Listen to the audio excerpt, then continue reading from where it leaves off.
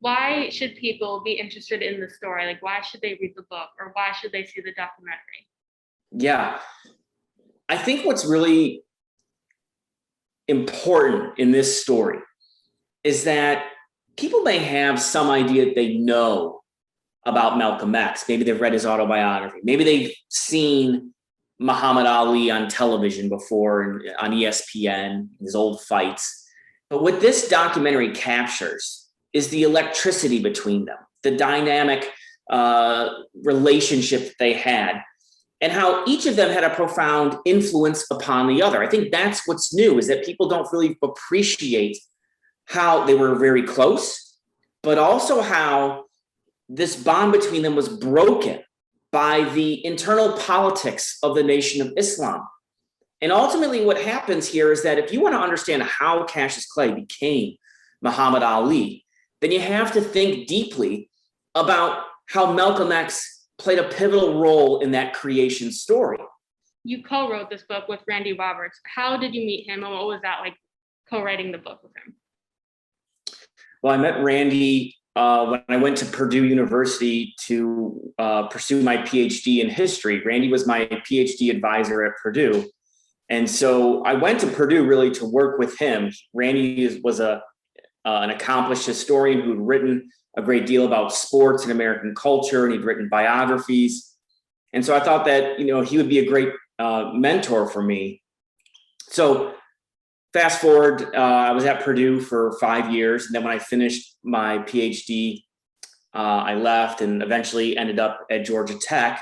And Randy and I always kept in touch, and we were always talking about different book ideas, what would make a great story. And we always came back to icons. And at that time, there wasn't a definitive biography of Muhammad Ali. And so we kicked around the idea of doing a big, expansive biography of Ali.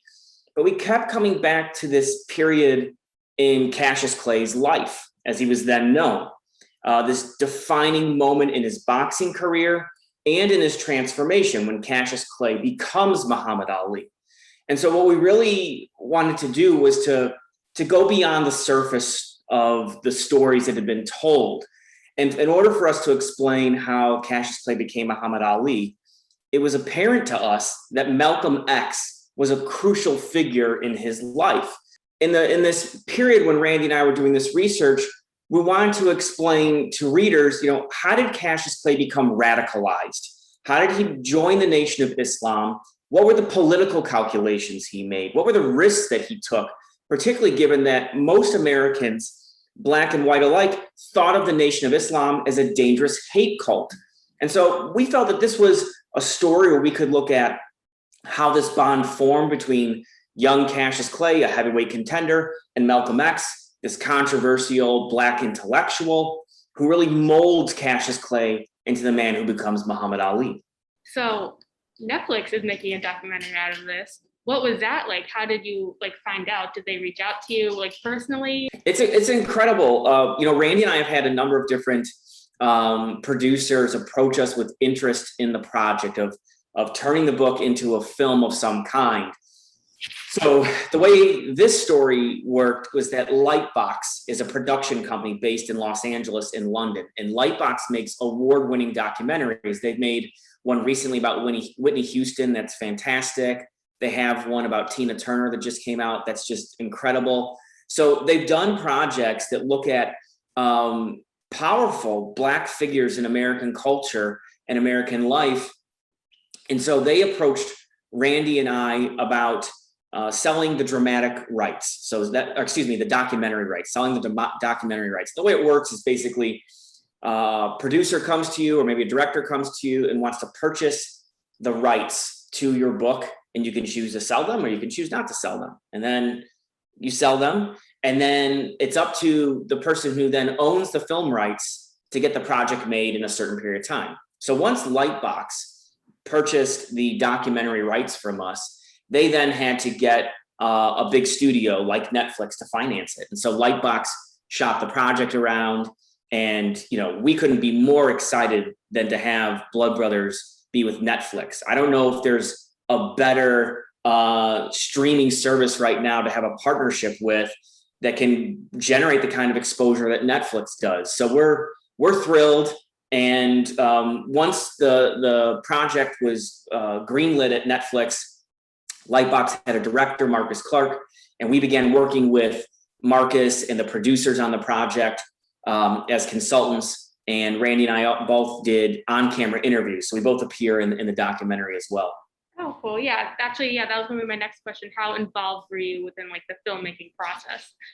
Yeah. So, this was really fun for me because what I had to do and what Randy had to do now was imagine, okay, you have the spine of the story, which Marcus follows for the most part in the documentary.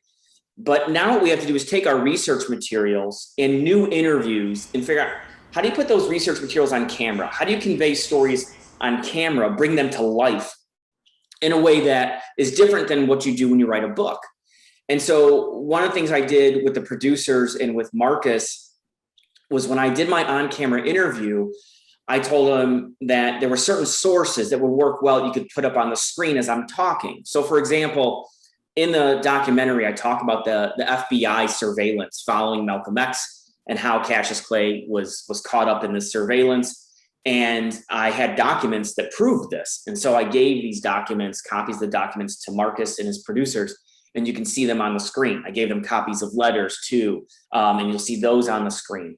In two other instances, we don't have pictures or footage of Cassius Clay with Malcolm X in the first meeting. They first met in Detroit in 1962, but there's no images of that. So what we did was we used other sources we had, recollections from Malcolm and from Ali about that meeting. And the producers were able to recreate it using animation. So you hear my voice and Randy's voice describing what happened, and you see on screen this animated sequence where you have Cassius Clay meeting Malcolm X. And it's a really inventive way, I think, to reconstruct the past. There's some occasions where your source material is limited. And so in the filmmaking world, here's one innovative, creative way to show viewers what it might have been like. You graduated MSU, I think, 03 or 04. Can't remember which one. 2004. Yeah, 4. Okay. How would you say MSU had a big impact with you in creating this book, and then also in us working on the documentary as well? Maggie, what I would say is that the seeds of me becoming a historian were planted at Michigan State. When I was at MSU, I was a history major, and I thought about, what life would look like for me after I graduated from MSU. And I had a great mentor at Michigan State, Professor Pero Dagbovy. He's a distinguished professor of African-American history at Michigan State, and he became really my first mentor. And I actually wrote my first research paper in Professor Dagbovy's class. It was on Muhammad Ali. So he was someone that I was beginning to think about.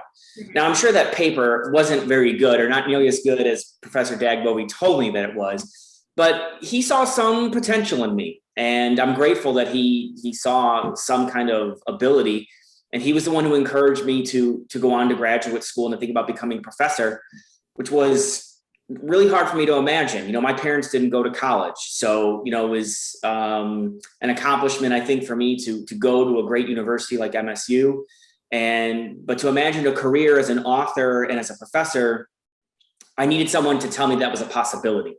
So I really attribute a lot of my intellectual growth and my vision for what became my future to Professor Dagbovy. And so, I carried the lessons I learned at MSU and my professors in the history courses in particular with me as I went on to earn a master's degree at Western Michigan and a PhD at Purdue. And that was, really the launching point for me, I think, the stepping stone for me to make this career climb.